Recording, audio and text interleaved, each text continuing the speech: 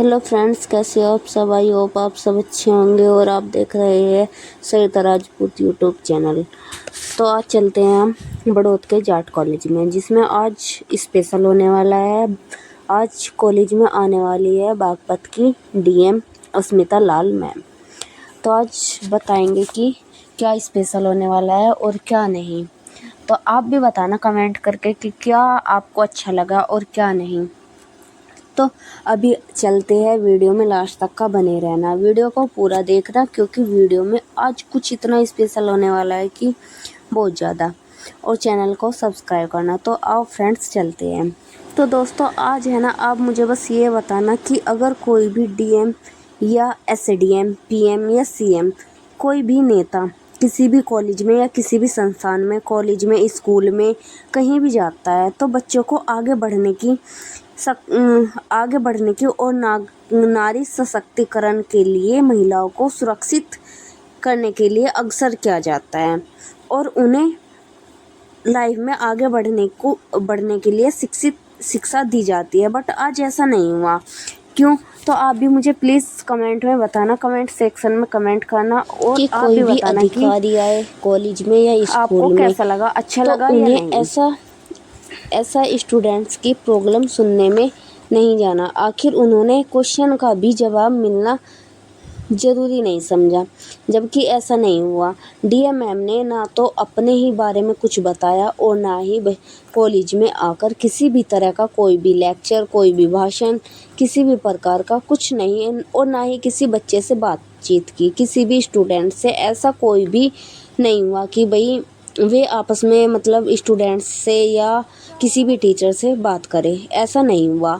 मुझे तो ये बिल्कुल भी अच्छा नहीं लगा कि भाई डीएम मैम आई और उन्होंने बच्चों से इतनी भी बात नहीं की कि उन्हें क्या प्रॉब्लम है, क्या नहीं, क्या होता है। आखिर किसी भी कॉलेज में कोई भी डीएम आ रहा है, कोई भी सीएम आ रहा है या एसडीएम आ रहा है, तो वे कॉलेज में किस लिए आते हैं? बच्चों की परेशानी, बच्चों की प्रॉब्लम सुनने के लिए ही तो आते हैं। बट आज ऐसा नहीं हुआ, क्योंकि मुझे तो ये देख के बिल्कुल भी अच्छा नहीं लगा। आपको लगा हो तो आप कमेंट करके बता देना मुझे, ठीक है। अगर बच्चों की बात डीएम, एसडीएम, टीचर ही नहीं सुनेंगे तो कौन सुनेगा? उनकी समस्या का समाधान कैसा होगा, मुझे ये बताओ। ये सवाल पूछती है हम लड़कियां। क्यों? क्योंकि भाई कैसे समाधान होगा अगर, मतलब एसडीएम ही नहीं सुनेगा कॉलेज में आके, किसी भी संस्थान में, किसी भी स्कूल में जाकर अगर वे बच्चों की प्रॉब्लम ही नहीं सुनेगा तो क्या होगा? कुछ भी नहीं ना। तो इतनी सी, मतलब कि लड़की इतनी दूर दूर से पढ़ने के लिए आती है कॉलेजों में, स्कूल में, उन्हें सुरक्षा के लिए कोई भी अच्छी सुविधा दी जाए, और ना ही ऐसा कुछ हुआ, ना ही। बाकी फ्रेंड्स आप कमेंट सेक्शन में बताना कि आपको अच्छा लगा या गलत। बोलते हैं बेटी बचाओ बेटी पढ़ाओ, ये नारा लगाते हैं कि भाई बेटी बचाओ बेटी पढ़ाओ। बेटी कहाँ से बचाए और कहाँ से पढ़ाए?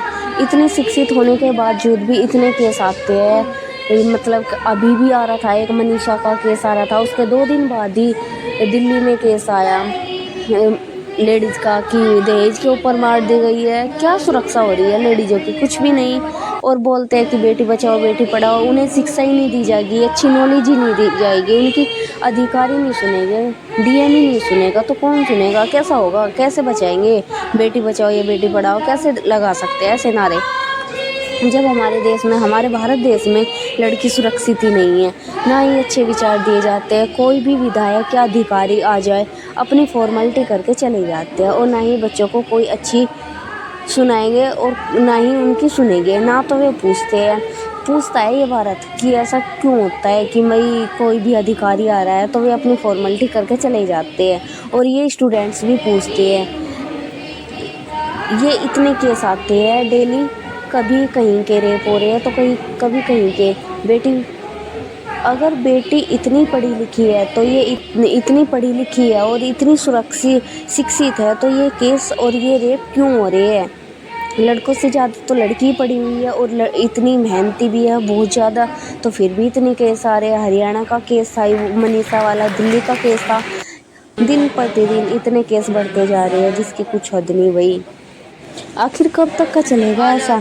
ना तो लड़की अपने घर में ही सुरक्षित है और ना ही माँ बाप शादी कर देते हैं उनकी कि अगले घर जाके वे सुरक्षित रहेगी, और उन्हें दहेज के चक्कर में वैसे मार दिया जाता है। तो लड़की है कहाँ सुरक्षित? ना तो अपने मायके में और ना ही अपने ससुराल में।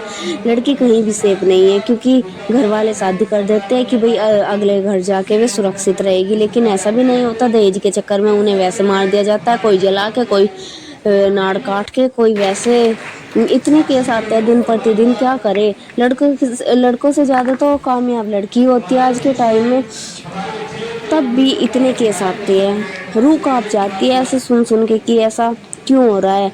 जब सरकार एक दिन में नोटबंदी कर सकती है और एक दिन में लॉकडाउन लगा सकती है, तो एक दिन और रात में ये सब रूल क्यों चेंज नहीं हो सकते? इतने रूल चेंज करती है सरकार। अपने रूल चेंज करने के लिए वो रात रात में रूल चेंज कर देती है। लेकिन अगर कोई भी क्राइम हो रहा है, कोई भी लड़की सेफ नहीं है, उनके जो क्रिमिनल है वे ऐसे ही क्यों घूमते रहते हैं पूरी जिंदगी? उन्हें क्यों सजा नहीं मिलती? ऐसे घूमते रहते हैं पूरी जिंदगी, और ना ही उन पे पुलिस कर्मचारी उनको पकड़ पाए आज तक। का बोलते हैं महिला सुरक्षित, 10 मिनट में उनको मतलब सुरक्षा प्रदान करेगी, ऐसा भी नहीं होता। वे भी इतना टाइम लगाते हैं, ना ही किसी नाम की सुरक्षा मिलती है लेडीजों को, ना ही किसी तरह का कुछ भी मिलता है। सुरक्षा के नाम पे धब्बा है एक। ऐसी सुरक्षा अधिकारियों पे वे तुरंत एक्शन नहीं लेते। महिला पावर लाइन 1090, जो महिला पावर लाइन है वो 1090 है, जो कि बोलते हैं कि अगर किसी भी लेडीज को, किसी भी लड़की को कोई भी तरह की परेशानी है तो उन्हें हेल्प तुरंत मिलती है। बट ऐसा नहीं है, अभी भी टाइम लगाते हैं, नंबर मिलाते रहो, नंबर मिलता ही नहीं है उनका। क्या हेल्प मिल रही है, क्या है? आज कॉलेज में डीएम मैम आई है और मुझे बिल्कुल भी अच्छा नहीं लगा, और मैं यही पूछना चाहती हूँ मतलब अपने यूट्यूब फैमिली से, आप सब बताना कि मतलब कॉलेज में अगर डीएम आ रहा है, कोई भी सीएम आ रहा है, उन्हें बच्चों को इतना तो बोलना चाहिए, इतना तो बताना चाहिए कि अपने बारे में बताओ। उनको इतनी अच्छी नॉलेज दो कि भाई तुम यहाँ इस मुकाम तक का किस तरह से आए। उनको अच्छी नॉलेज दो जिससे वे आगे बढ़े, उन्हें अच्छी शिक्षा मिले। लेकिन आज ऐसा नहीं हुआ। क्या फ़ायदा है ऐसे डीएम आने का, ऐसे सीएम आने का, ऐसे पीएम आने का? और क्या फ़ायदा है ऐसे डीएम आने का? कॉलेजों में क्यों आते हैं वे? अगर वे बच्चों को इतना ही नॉलेज नहीं देंगे तो क्या फ़ायदा डीएम आने का, ऐसे डीएम आने का? बिल्कुल भी, मुझे तो बिल्कुल भी अच्छा नहीं लगा। आपको लगा हो तो आप कमेंट करके मुझे भी बता दियो कि आपको अच्छा लगा है या नहीं लगा। यानी हमारे जैसे माध्यमिक स्कूल हैं उनमें भी ऐसे कोर्सेज शुरू किए जाए। हालांकि सरकार कर रही है, समय समय पे बहुत प्रयास किए गए हैं, किंतु आगे भविष्य में, क्योंकि हमें 2047 तक अगर विकसित बनना है तो हमारे पास टेक्नोलॉजिकल पावर होनी चाहिए, विशेष रूप से जो निजी स्तर से चलनी चाहिए वो। अगर हम माध्यमिक स्तर, उच्च स्तर, सभी जगह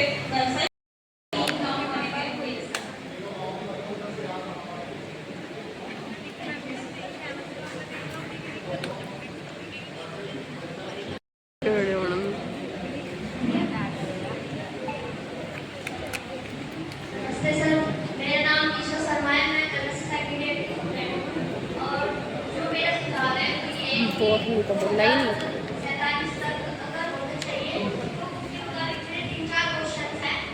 मतलब सबसे पहले तो जो स्कूल वगैरह हैं इनमें साइंस का पाठ्यक्रम को लाना चाहिए।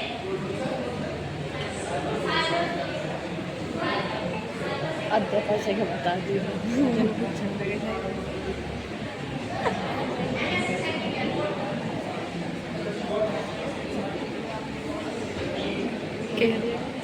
हरियाणा में मनीषा का केस आया था, तो उसके अकॉर्डिंग अगर देखा जाए तो संसद के चलते कि हर जो मतलब बस स्टैंड है या फिर हमारे कार्य क्षेत्र है, बाजार वगैरह है, पार्क है, इन सभी जगह सीसीटीवी कैमरे होने चाहिए, ताकि अगर ऐसा केस आए तो मतलब उसमें पकड़ा जाए। और सेकंडली कि उसके चलते हुए कि उसके लिए हमारे पास बैंक बैलेंस होने चाहिए, मोबाइल से ऐप के साथ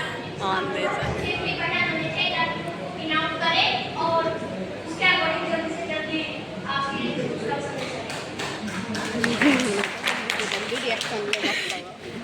आधी बात बोली। और सर मैं तो आपको पढ़ लेगा।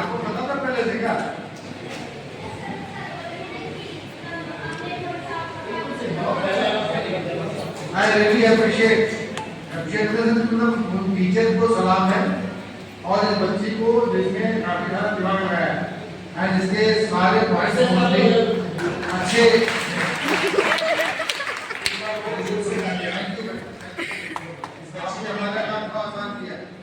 सर मेरा नाम आकाश कुमार है, मैं बीएससी एग्रीकल्चर थर्ड ईयर का छात्र हूँ और मैं तेरी सारी बात सुनी जाओगी, दिक्कत न ले। सर मेरा नाम आकाश कुमार।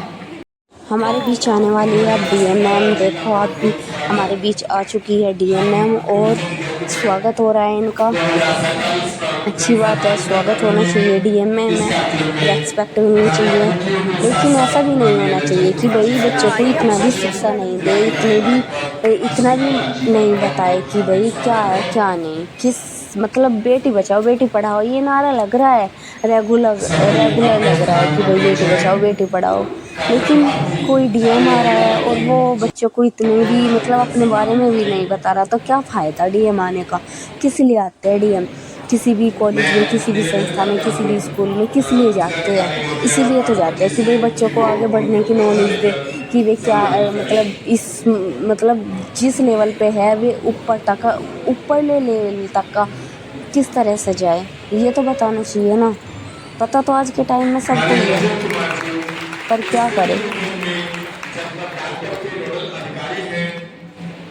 मैं सम्मान के कड़ी में अपने सम्मान करना हम चाहते हैं। मैं माननीय सीडीओ साहब से निवेदन करता हूं कि वो माननीय जिलाधिकारी महोदया जी को बुला लेकर सम्मानित करें। उनके मार्गदर्शन में हम इस जिले की प्रगति के लिए प्रतिबद्ध हैं। उनका मार्गदर्शन हमें दिन प्रतिदिन मिलता रहता है। मैं जानकारी देना चाहता हूं कि हम संवाद कर रहे हैं, जनसहभागिता कर रहे हैं माननीय प्रभांशु कुमार श्रीवास्तव जी के नेतृत्व में जो अभी जारी है। सर मैं आपके विभाग के साथ काफी ज्यादा इस जनपद में दिल्ली प्रशिक्षण कार्यक्रम प्रोग्राम में भाग लिया हूँ और वहाँ से कुछ चीजें आई। पहली चीज आई बरनावा से। वर्णावत पहले नाम से जाना जाता था और वहाँ पे मैरीगोल्ड के बहुत सारे फार्मर्स हैं। मैरीगोल्ड वहाँ पे कमर्शियली उगाया जा रहा है। गन्ने जैसे क्षेत्र जहाँ पे गन्ना उगाया जाता है वहाँ पे आप बरनावा जाएंगे तो मैरीगोल्ड और वैरायटी आपको देखने को मिल जाएगा। और ये एक्सपोर्ट या जो मंडी मैरीगोल्ड की तरह से ल्यूटिन निकाली जाती है। ये कैरोटीनॉइड्स का सोर्स है और ये आप देखेंगे जितने भी मिल्क्स हैं या पॉल्ट्री प्रोडक्ट हैं, मिल्क और पोल्ट्री प्रोडक्ट में भी हम जानवरों को देते हैं जिससे कि उसमें विटामिन ए कंटेंट आप बनाना के ऊपर करते हैं, हम लेनी है किसी के ऊपर उसमें एनाइंस को आप केमिकल डालते हैं उसमें और उससे वो बायोडिग्रेडेबल होते हैं, वो चिप जो होते हैं, तो उसको डाल के उसकी एक्टिविटी ज़्यादा वो इंक्रीज कर देते हैं सर।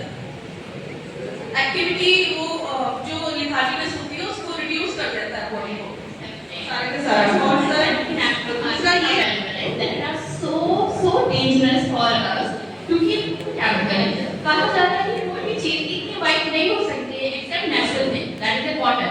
इसके अलावा अगर कुछ वाइट है तो वो केमिकल है, दैट इज टोटली केमिकल। और जो आप बता रहे हो सब में it will also a chemical और ये जो केमिकल है वो जो पार्ट है दैट इज टोटली एक्सपोज और वो अंदर जाकर बहुत बीमारी क्रिएट करेगी। इस वजह से इनफैक्ट मेरी सेफ की मुहिम है कि आप घर के कॉटन पैड यूज कीजिए गंदे कपड़े certain levels to reduce the burdens of our district hospitals. And second one is our government, it is my humble request to invest in R&D sectors. We have to prepare some indigenous vaccines as we have all know that we undergo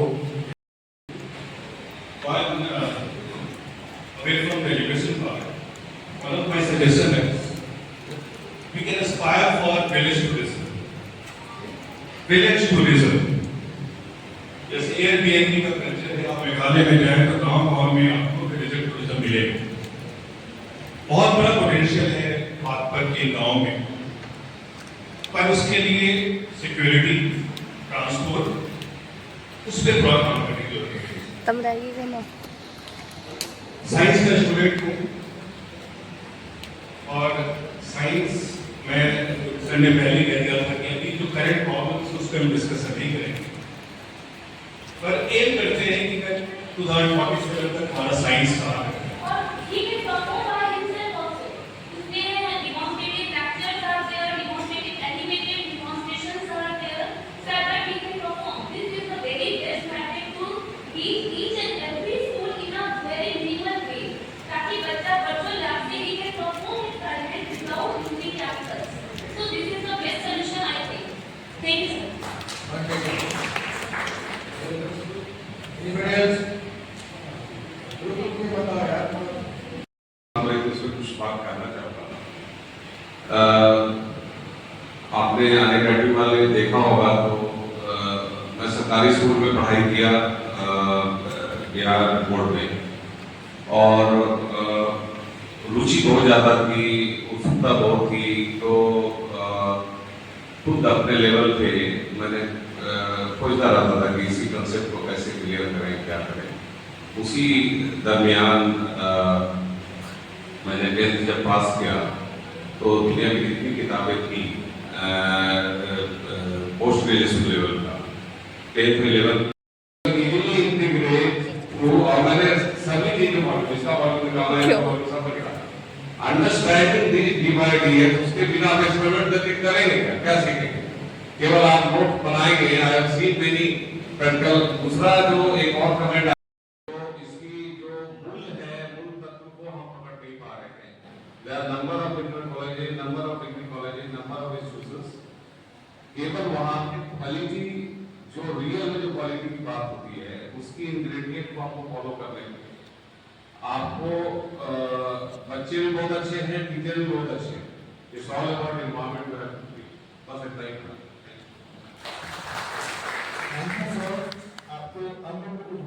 अब lecture हुआ ख़त्म, जो भी भाषण वगैरह थे वे सब ख़त्म हुए और चलती है डीएम मैम अपने मतलब डिस्ट्रिक्ट में बागपत जाएगी मैम।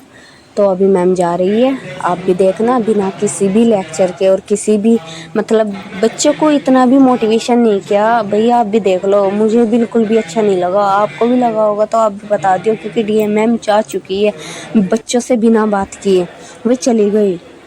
बच्चों से इतना भी कुछ नहीं पूछा कि बच्चों को क्या प्रॉब्लम है। जो भी प्रॉब्लम थी वो डीएम मैम के आने से पहले हुई, डीएम मैम के आने के बाद कुछ भी ऐसी कोई भी प्रॉब्लम नहीं सुनी गई कि उन्हें क्या बताना था क्या नहीं, बच्चों को क्या बताना, क्या नॉलेज देनी है बच्चों को, इतना भी नहीं बताया मैम ने। बहुत बिल्कुल भी अच्छा नहीं लगा भाई मुझे। तो आपको लगा हो तो प्लीज़ आप बता देना कमेंट में कि किस किस को अच्छा लगा और किसको बुरा लगा, प्लीज़ कमेंट में करना। और आज की वीडियो यहाँ तक गई। मेरी वीडियो को लाइक